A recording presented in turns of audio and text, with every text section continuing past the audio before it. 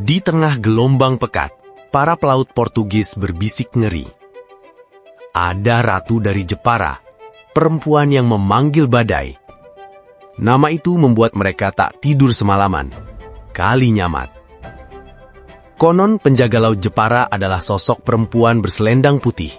Beberapa kapten Eropa mengaku melihatnya berdiri di ujung tiang kapal.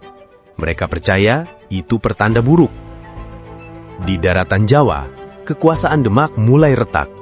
Intrik, perebutan tahta, dan dendam saling bertubrukan. Di tengah kekacauan itu, lahir seorang putri, Retna Kencana. Retna Kencana tumbuh dalam tradisi Jawa yang penuh tata krama dan wahyu. Dia dididik sebagai bangsawan, halus, cerdas, dan peka terhadap tanda alam. Namun masa damainya tak berlangsung lama. Sultan Hadlirin tewas dibunuh oleh Arya Penangsang. Retna Kencana hanya bisa menggenggam tanah, menahan gemetar. Di malam gelap, hembusan angin seolah membawa pesan leluhur. Retna Kencana duduk diam di bawah pohon beringin raksasa. Dia merasa waktunya bangkit semakin dekat. Dia menjalani tapa brata, menyepi, berpuasa, menahan tidur. Dalam keheningan itu, dia bersumpah menegakkan keadilan.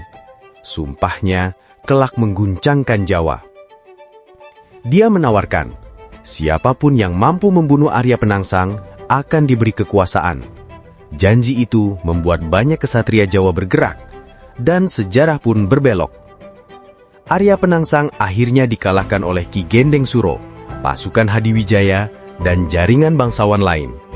Ini adalah titik balik politik di Jawa. Retna Kencana bebas dari ketakutan.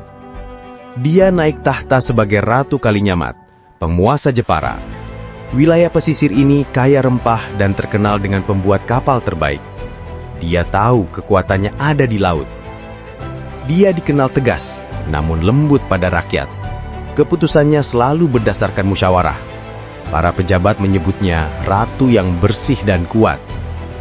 Jepara menjadi galangan kapal terbesar di Jawa. Jungjung jati tua dibuat dari kayu jati tua. Inilah kekuatan yang membuat Eropa takut. Catatan Portugis menyebut Jung Jawa lebih besar dari banyak kapal Eropa.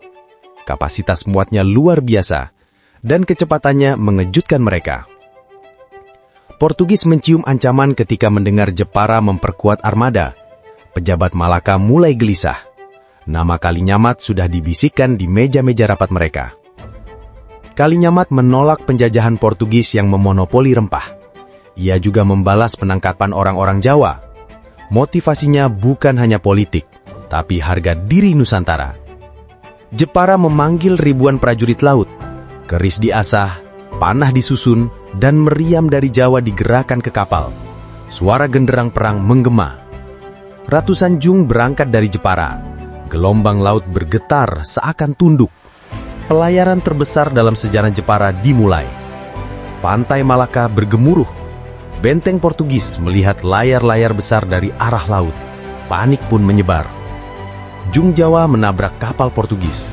Panah api melesat menghujam geladak musuh. Pertempuran berlangsung sampai malam. Benteng Portugis kewalahan menghadapi serangan Jepara. Beberapa bagian kota terbakar.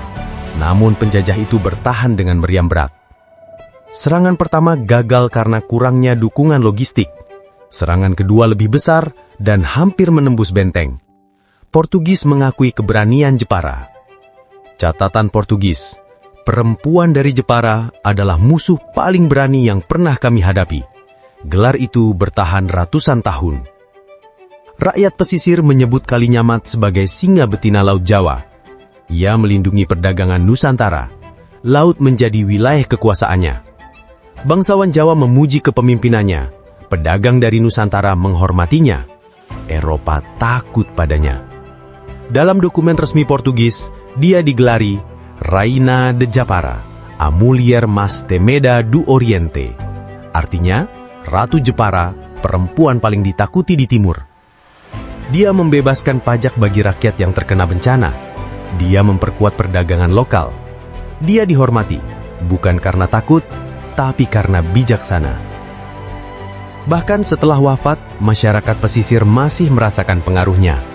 beberapa pelaut bersumpah melihat cahaya ratu di laut. Legenda hidup hingga kini. Kapal Jepara tetap dikenang sebagai simbol kekuatan maritim Nusantara.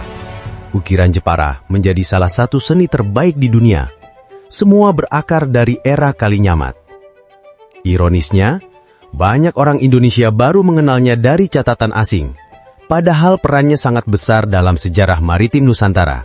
Dia adalah ratu yang nyaris hilang dari buku pelajaran. Dia bukan hanya legenda. Dia adalah bukti bahwa Nusantara memiliki pemimpin perempuan yang mampu menantang Eropa. Ratu Kalinyamat, perempuan yang ditakuti Portugis, tetapi seharusnya dibanggakan oleh bangsanya sendiri.